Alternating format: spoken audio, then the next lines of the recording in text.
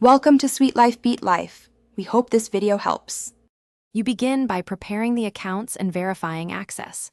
Open Apex account settings on the platform you use.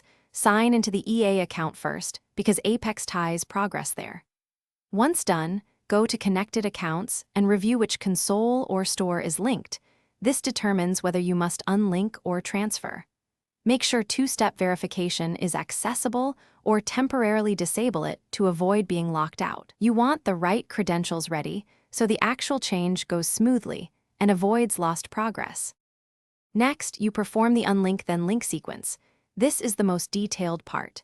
In EA account settings, select connections and carefully unlink the source platform. Read warnings about lost access. Then sign into the new console or store account in the same connections area and choose link. Confirm any on-screen prompts and authorize Apex permissions.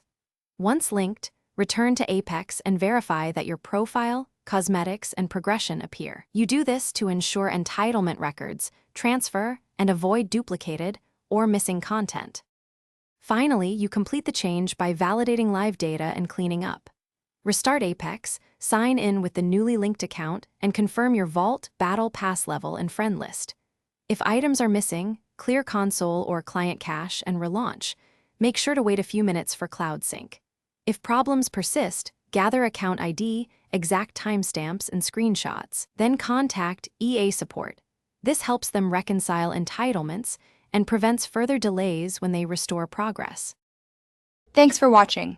Consider subscribing if we helped you.